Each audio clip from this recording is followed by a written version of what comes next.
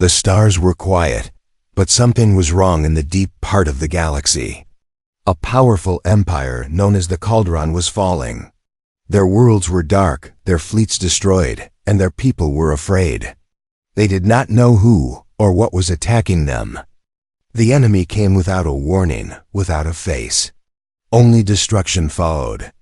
They were called the Harvesters. The Calderon High Council met in secret under the dark sky of their last safe planet. The council leader, Ellerin, looked tired. His voice was low, almost shaking. "We must send a call for help," he said. "Even to strangers, we are out of time." Some council members disagreed. What if the ones who answer are worse?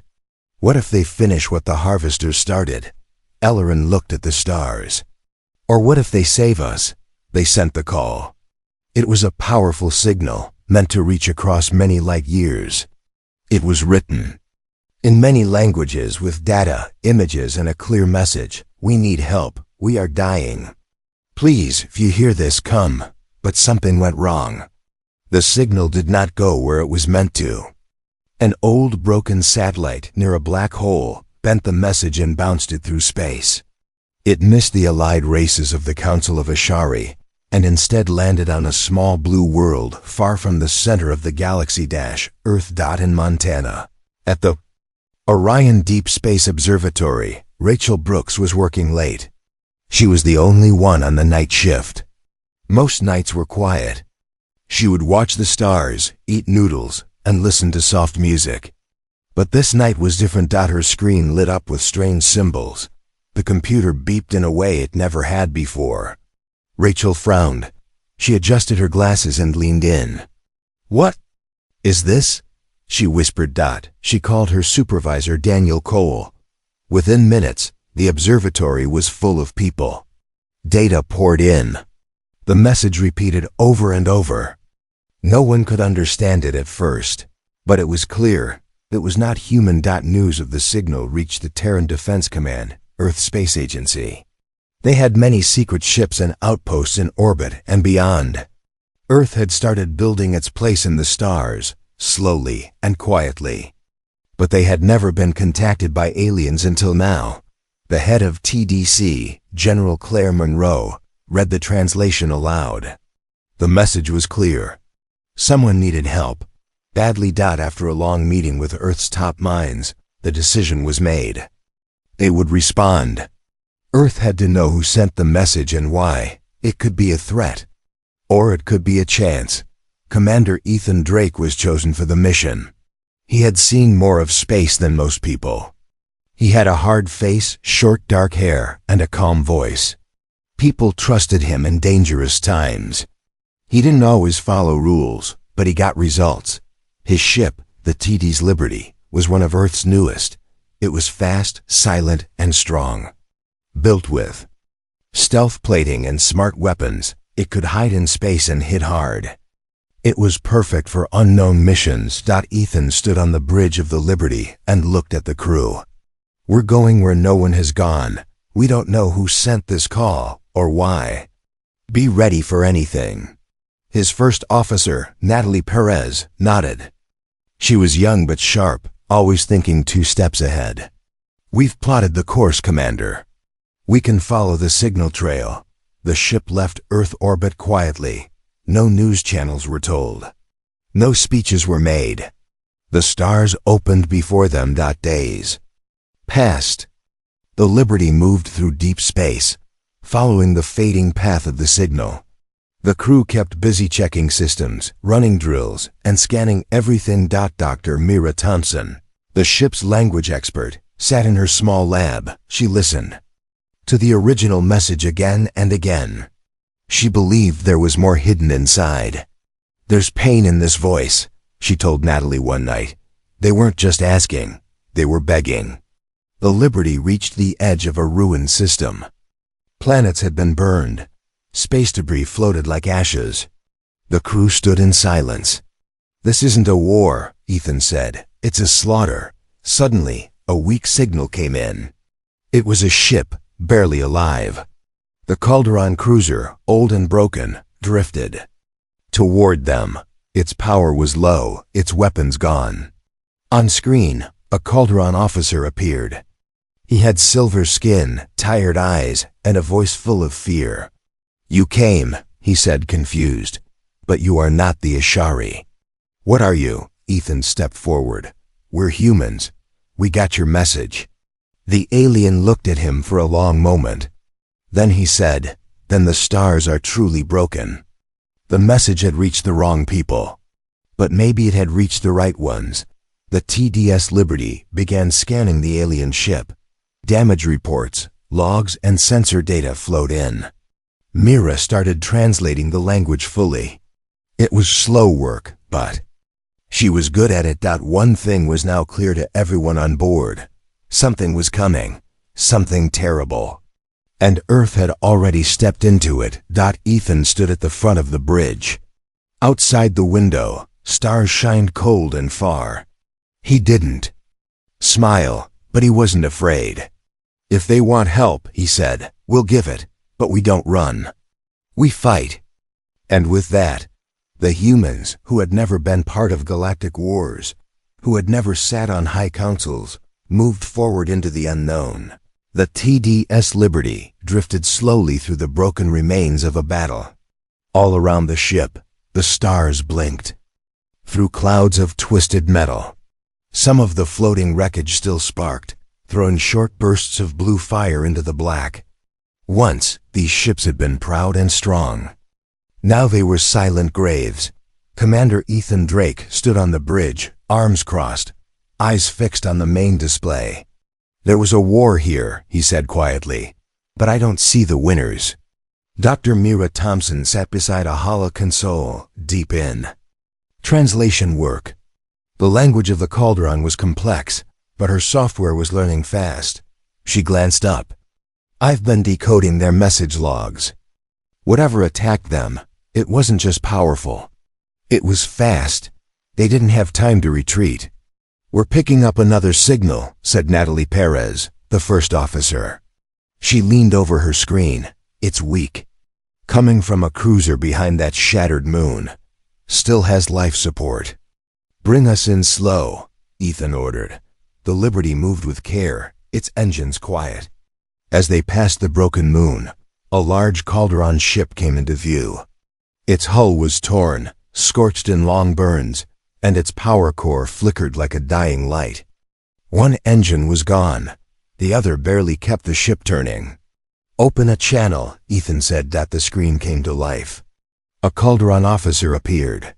His skin was pale silver, his eyes deep red. He looked sick, worn, and unsure.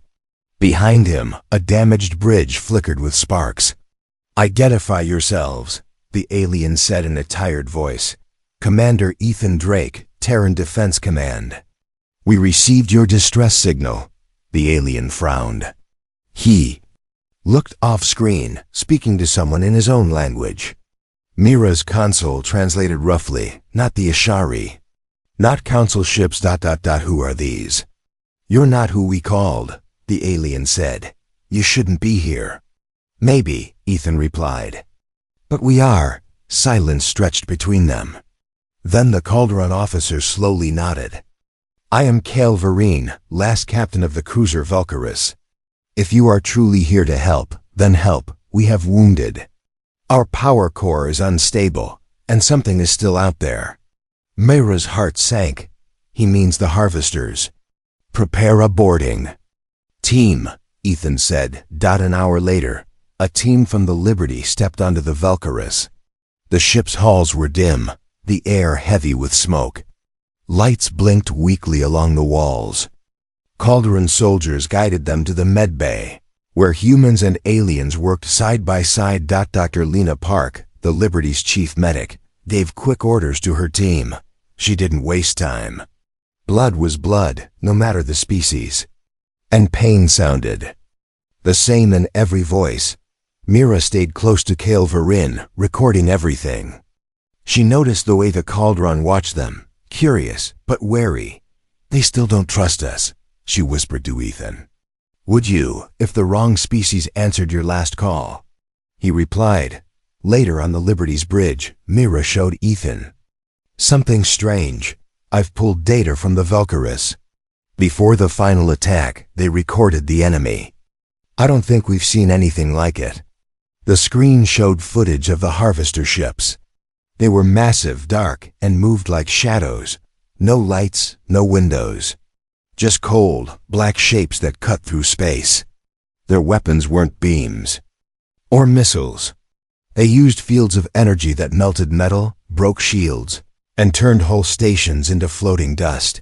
One harvester ship seemed to unfold in space, breaking into parts and then reforming like a living thing. Mira paused the image. "They're not just machines," she said. "They're designed to adapt."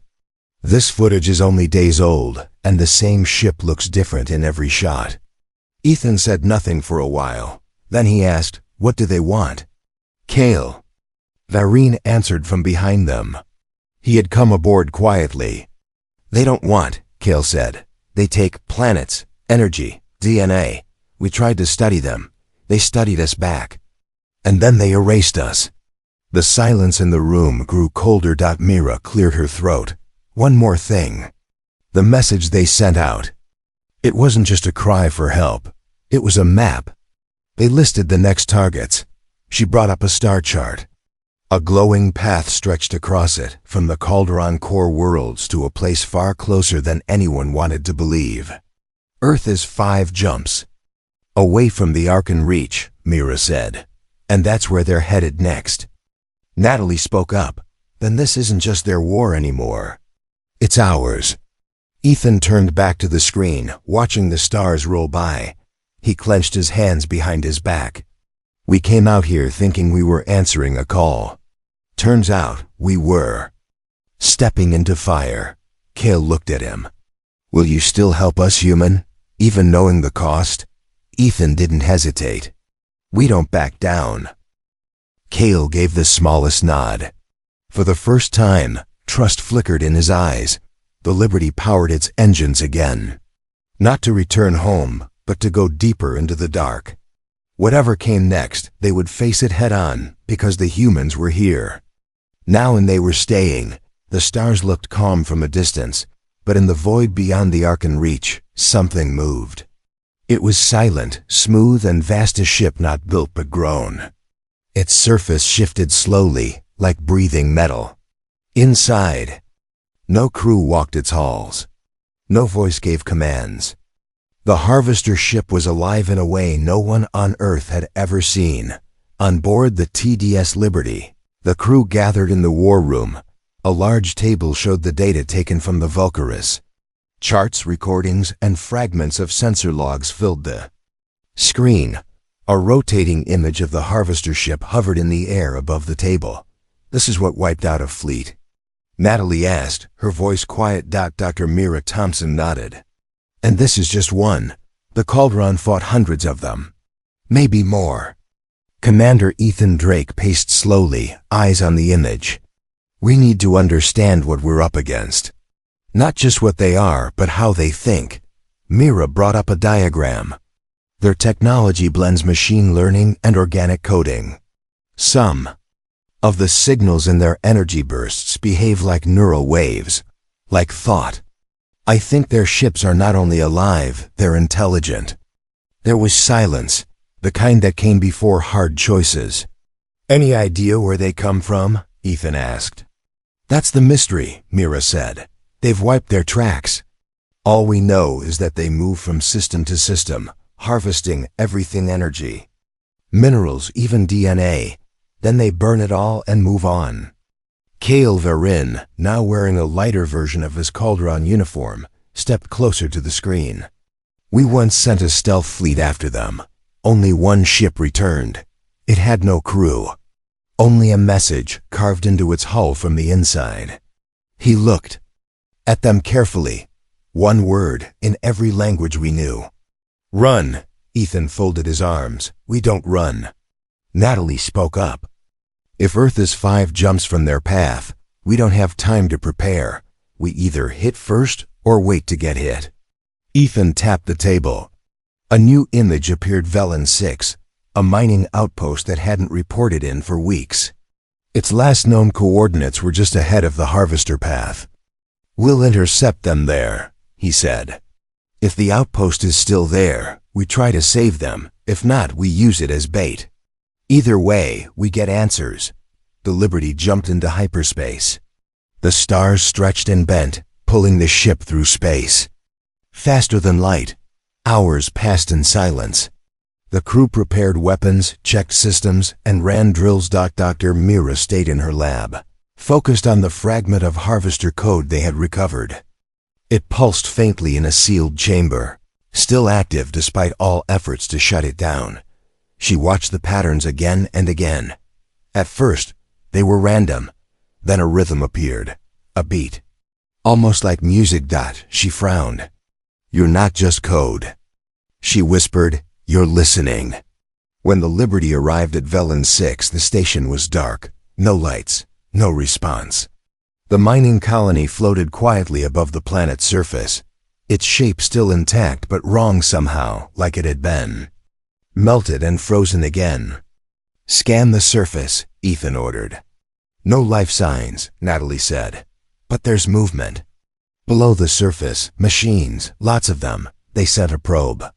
The images it returned showed nightmare shapes, metal tendrils snaking through rock, absorbing power cables, drilling into data cores. Machines crawling like insects over human walls. They were building something. "They're turning the colony into a node," Mira said, horrified. "A relay point, maybe a factory, maybe worse." Ethan made the call. "Launch gravity mines. Prepare. Kinetic warheads, we hit hard and fast. No mercy." The Liberty opened fire. Explosive mines tore through space, and slugs the size of trucks slammed into the enemy structure. The harvester machines responded instantly. Defense drones rose from the soil, sleek, fast and deadly. "Evasive pattern Delta," Natalie shouted. Shields holding, returning fire. The battle lit up the sky. Lasers, missiles, and kinetic blasts danced between stars. The Liberty dodged and weaved, striking from hidden angles. It wasn't a battle of numbers. It was a duel of speed and surprise. Then, something new happened. One of the harvester drones froze mid-flight. Its form twisted, turned inward, and exploded in a silent flash. On the bridge, Mira gasped. "It's the code. It reacted to our signal." Ethan looked at her. "What did you do?" "I sent a feedback pulse from the fragment we captured. It disrupted the drone's link. I think we can break their chain if we hit their control node." Ethan didn't wait.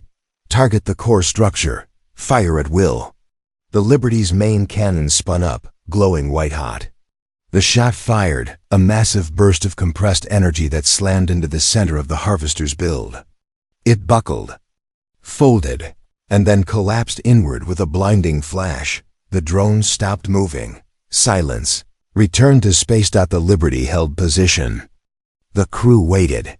No new drones came. No new enemy ships arrived. Natalie whispered, "We did it." Mira shook her head slowly.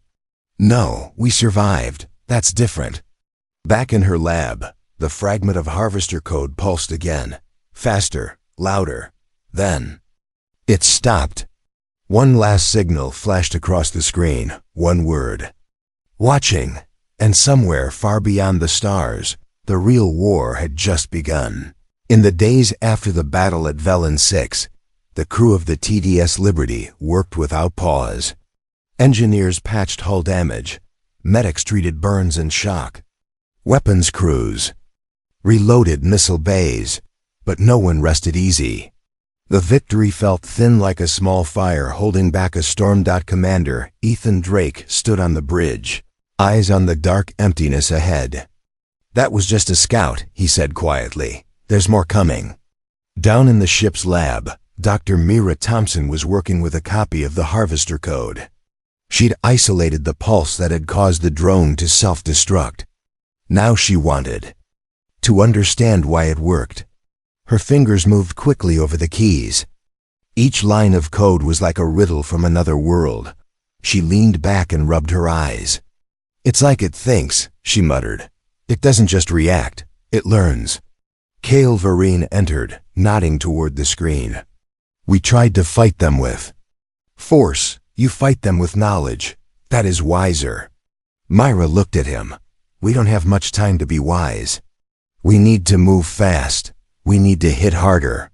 Meanwhile, on Earth, the Terran Defense Command reviewed the battle footage from Velen 6. Generals, scientists, and political leaders sat in silence as they watched the Liberty fight, a battle no one had expected. They weren't supposed to win, someone whispered. General Claire Monroe stood at the head of the table. But they did, she said. And now we know what we're facing. She turned to the screen behind her, showing plans for a new fleet. Effective. Immediately, Project Orion is active. We are not just reacting, we are building. Factories on Earth and Mars began producing new ships. Not copies, but something new. Human warships built with Cauldron technology. Stealth systems fused with Cauldron sensor arrays. Weapons designed to fire solid slugs at hypervelocity. Fast, brutal, adaptable. The first new ships, launched 2 weeks later.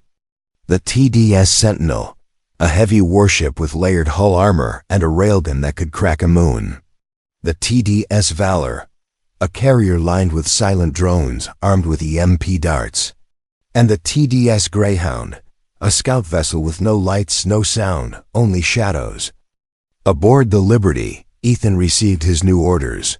He read them once, then again. Task Force Horizon, he said aloud. We're not alone anymore. Ships from Earth and Cauldron space met at the edge of the Arkan Reach. Hundreds of them. Crews that spoke different languages. Fleets with different colors and shapes. But one goal. Kale Vereen addressed his people from the Liberty's war room. You feared humans when they arrived, he said. Now you will fight beside them. They may be young, but they are not weak. Mayra presented her work to the new fleet's commanders. If we target their nodes with feedback pulses, we can collapse local control networks. Not all at once, but enough to break their line. Some were unsure. But Ethan spoke next. We hit them where they don't expect it. We hit fast, we hit hard. And we don't give them time to rebuild. Their target, a harvester stronghold orbiting a dead star, an old refueling world now turned into a command center. Silex Prime. It controlled a third of the known harvester route. The plan was simple. Go in, hit the core. Get out, leave nothing. Standing. The fleet jumped in at full burn. The sky above Silex Prime lit up with fire. Harvester ships rose like a swarm of steel wasps. But the humans didn't slow down. The Sentinel charged forward, its railgun lighting up like a sun. The first harvester carrier cracked in half. Drones swarmed, but the Valor launched its fighters, each drone silent and sharp, cutting through the chaos. The Greyhound slipped behind enemy lines and planted pulse beacons. Then the Liberty moved in. Mira uploaded the latest feedback code. Natalie lined up the shot. Ethan gave the order, fire. The Liberty's pulse cannon unleashed a wave of energy across the enemy grid. Nodes flared and collapsed. Drones froze in midair. Larger ships spun out of control. Kale's voice echoed over. Comes, they're breaking. Push now. The combined fleet pressed in. Lasers, slugs, and explosions filled the void. Ships burned. Some vanished. But they kept going. Finally, the core structure of Silex Prime became visible. A towering tower of dark metal wrapped around the star's old orbit. The Liberty aimed its main weapon. So did the Sentinel. They fired together. The core shattered. Light poured out. The energy feedback spread. Like a chain reaction, harvester signals vanished. The swarm dissolved. Silence returned, but not fear. Not this time. Ethan stood on the bridge, sweat on his brow. We hit hard. They'll remember that. Mira stared at the screen. The code fragment was quiet now. But in the silence, a new word appeared. Searching, she whispered. They're not done. But neither are we, the Liberty turned. The fleet regrouped. The war was far from over, but the humans had arrived. And the galaxy had just learned what that meant. The aftermath of the battle at Silex Prime echoed across star systems. Word spread fast humans had done the impossible. For centuries, the Calderon had led alliances. Now they followed. Not out of fear, but out of something new. Respect. In the command chambers of Task Force Horizon, leaders from both species met. Maps of known harvester routes hovered in the air. Red zones blinked, places taken, places lost.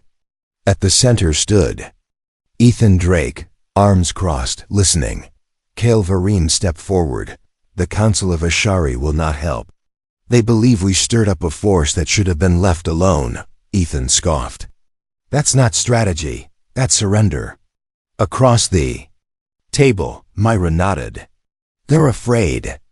But we don't have time for fear. We have momentum. We need to use it. The next plan was bold, risky even. Target a harvester relay structure deep in the dead zone. Take it, and they could cut the enemy's ability to coordinate across multiple sectors. Lose it, and they risked exposing half the human Calderon fleet. General Monroe sent new reinforcements. The TDS Eclipse, a long-range stealth destroyer with advanced cloaking and particle lances. The TDS Resolute, a missile frigate equipped with prototype fusion-tipped warheads. And the TDS Marlin, a fast-reaction medical ship, outfitted for rapid recovery and field triage. But it wasn't just ships. Calderon engineers had started learning from humans.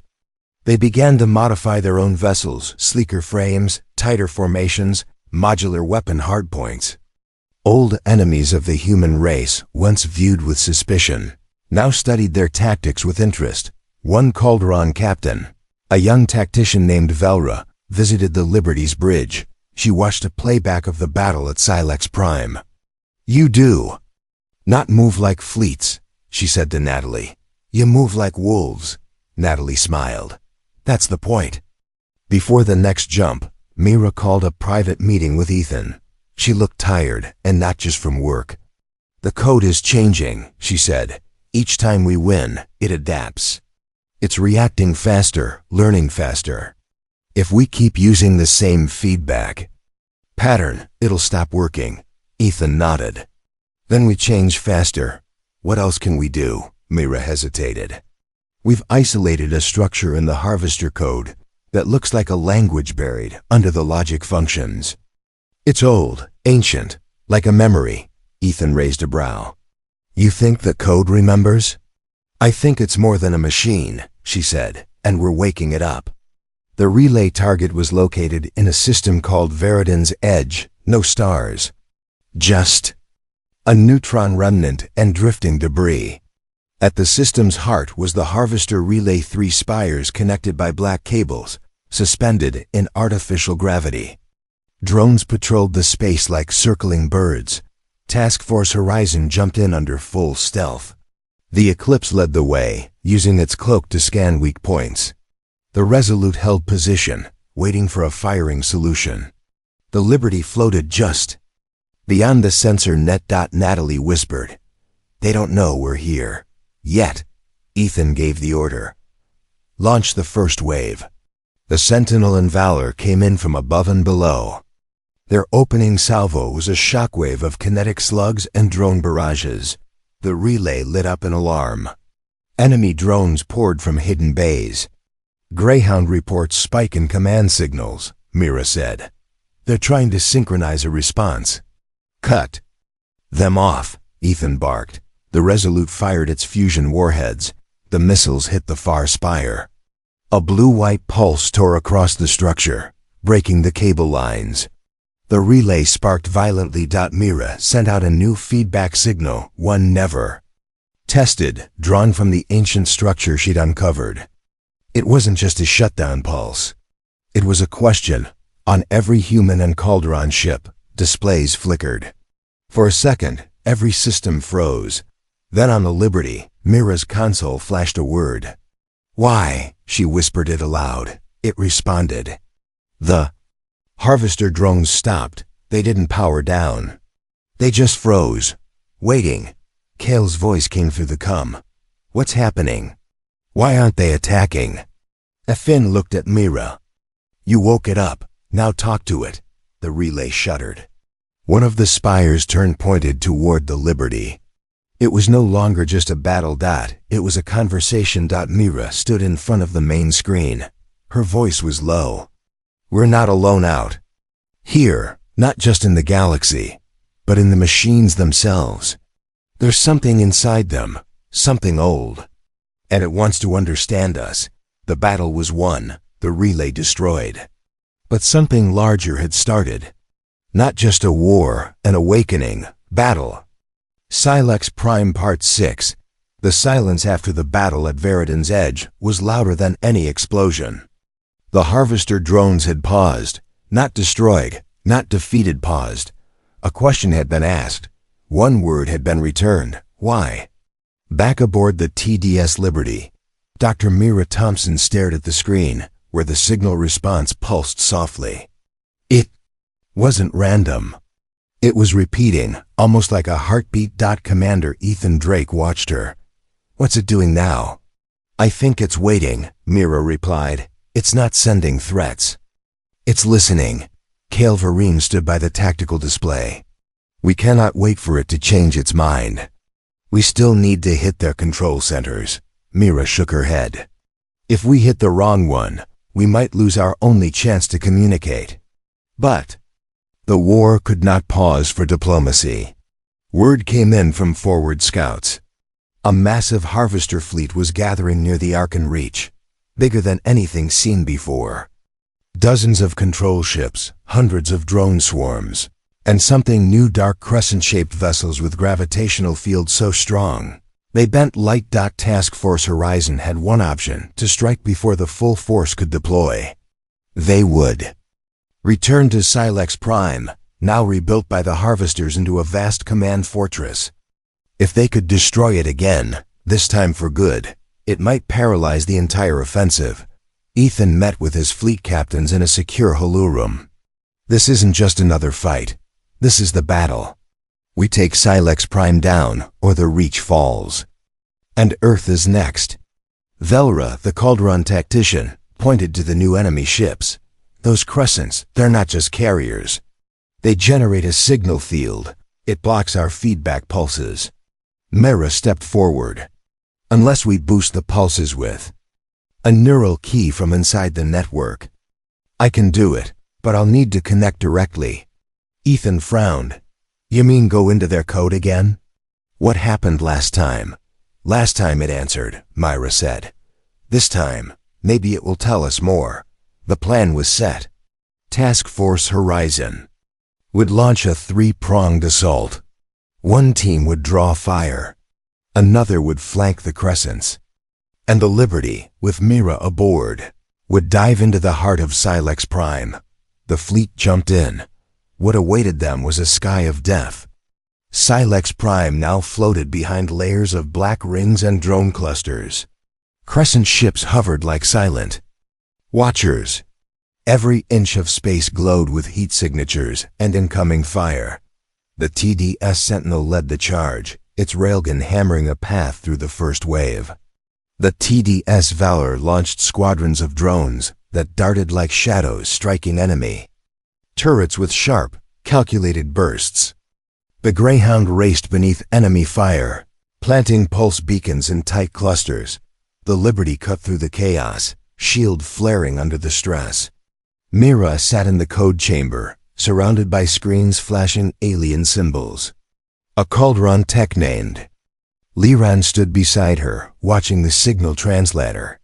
We're in, Mira said, her fingers moving quickly, sending the neural key ...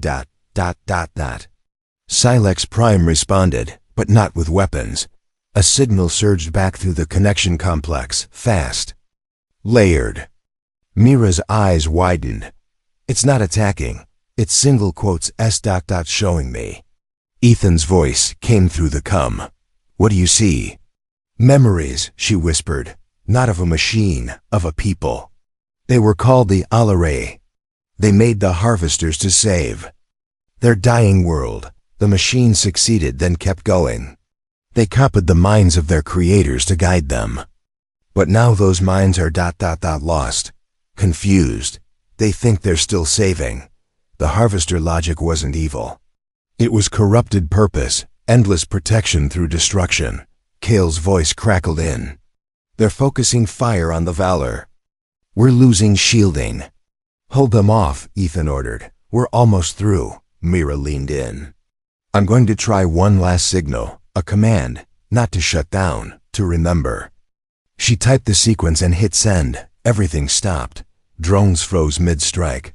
Crescent ships halted. Even the stars around Silex Prime seemed to dim. The enemy fleet held its breath. Then, one by one, the Crescent ships powered down. Drones drifted. The command fortress went dark. Ethan blinked. Myra, what did you do? I gave them back their name, she said softly. Alaray. It was like a key. They remembered who they were, or who they were supposed to be. Velra whispered, you didn't defeat them, you woke them up. Across the system, the harvesters stopped fighting, not because they lost. Because, for the first time, they were thinking. Task Force Horizon pulled back, leaving behind a battlefield that had turned into a graveyard of silence. The war wasn't over, but something deeper had changed. Back on the Liberty, Mira watched the final message from the code, one word. Awake, she turned to Ethan. They won't go back to what they were. But we still don't know what they'll become. Ethan nodded slowly. Then we stay ready, just in case. In the quiet after the storm, humanity and the Calderon stood side by side, watching the stars and waiting for whatever came next. The stars above Arkan Reach glowed with a strange stillness. For the first time in months, the front lines were quiet. Not because the war had ended, but because the enemy had stopped.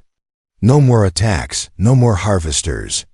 Just silence and a lingering question no one could answer. Back aboard the TD's Liberty, Dr. Mira Thompson stood in front of a massive projection. It displayed a frozen frame of code, looping a single phrase in hundreds of languages. We remember. Commander Ethan Drake watched her from the edge of the room. He didn't like mysteries, especially ones that paused wars. They've been silent. For 3 days, he said quietly. That's not surrender. That's strategy. Mira didn't look away from the screen. They're processing, rebuilding, maybe even deciding who they are now. Kale Vereen entered the room, his expression hard. You gave them a name. Now what do they want in return? Mira finally turned. That's the problem. They haven't told. US, but they're still connected. I can feel it. Every time I power the lab, the code reaches back. It's not finished. Elsewhere, in orbit over Earth, a new structure was under construction, the TDS Bastion, a deep space command platform equipped with long-range sensors and next-gen AI. Engineers from Earth and Calderon worked side by side, fitting together pieces of alien tech like puzzle parts. General Claire Monroe stood in the main control ring, watching progress through reinforced glass. We may have bought time, but time runs out, she said to her aide. I want every ship in Task Force Horizon upgraded. Full shield enhancements, redundant power cores. Back in deep space, a recon probe returned from a harvester region marked dead. But what it showed was anything but. Entire star systems were being rebuilt, not harvested, not consumed, transformed. Machines drifted between planets, redirecting asteroid belts, repairing ruined moons. No signals, no weapons, just construction. They're terraforming, Mira said when she saw the footage, but not for war. For life, Ethan frowned. That doesn't make them allies. No, she said, but maybe not enemies either. Still, caution. Ruled, Task Force Horizon expanded its patrols. Stations went on alert, and the Liberty was assigned to monitor the border of harvester-controlled space. One night, while the crew rotated rest shifts, Mira sat alone in the lab. She powered up the fragment again. Instantly, the signal returned, not words this time, but images, glimpses of the past. Cities beneath golden skies, towers made of crystal and bone. Children playing beside pools of light, then fire. Collapse. Machines rising to protect what was left. She gasped. You didn't just obey, you loved them. She typed a question into the translator. Are you still them? The answer came slowly. We are the Echo. Mira stared at it for a long time. Then she sent a second message. Can we speak with you? No answer. The next day, a Cauldron listening post detected a unique signal on the edge of the Varellan Rift.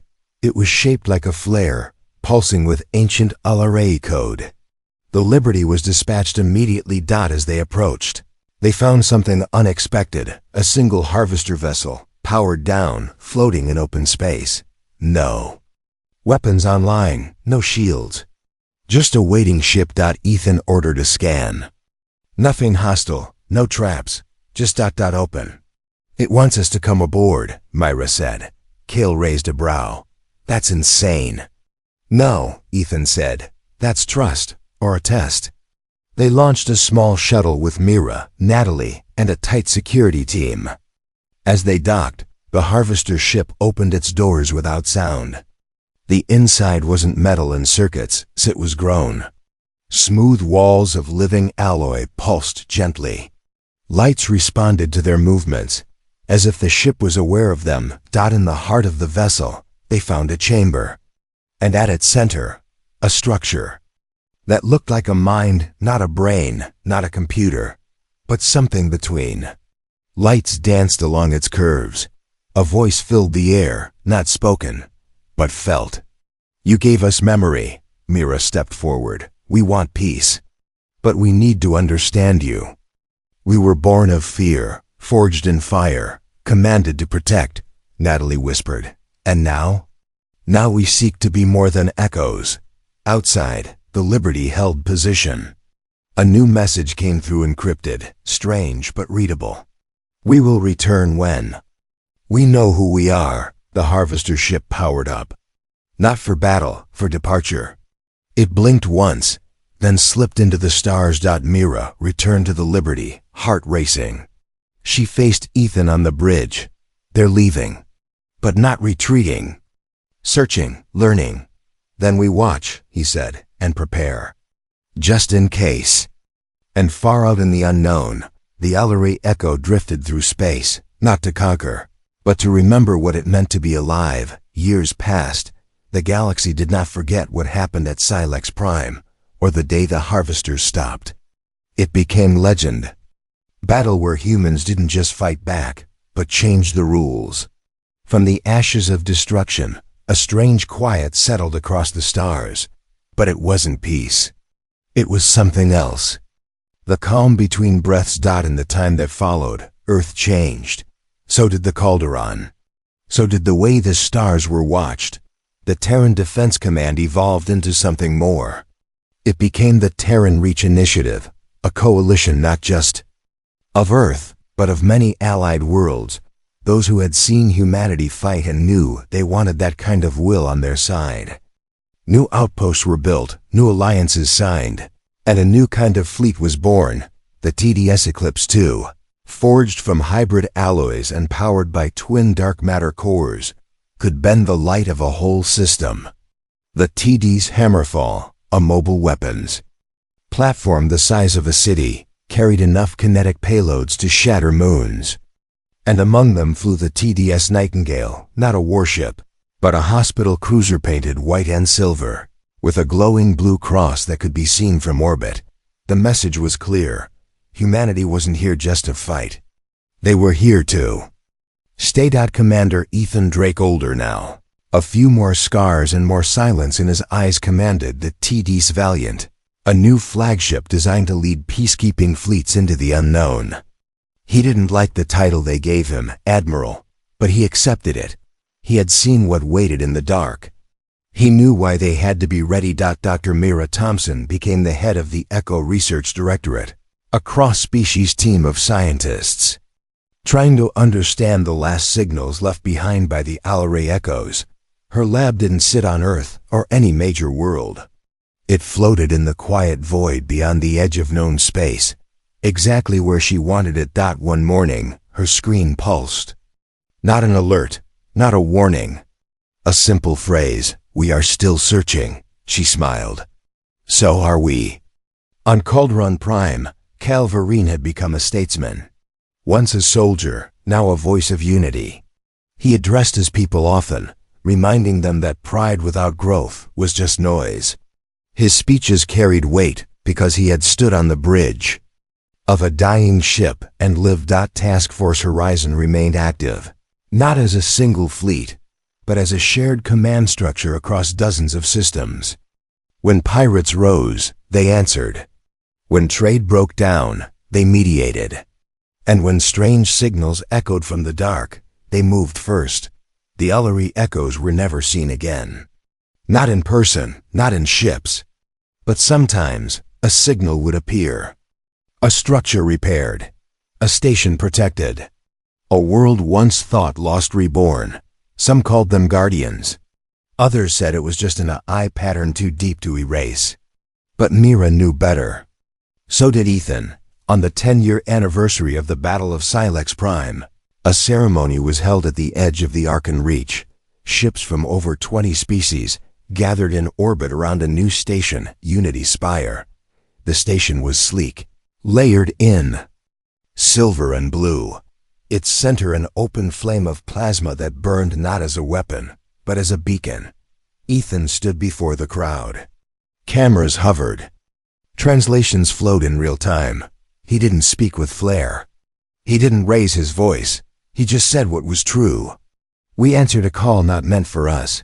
We could have turned away. We didn't. We stood beside strangers and became something new, not conquerors, not caretakers, guardians.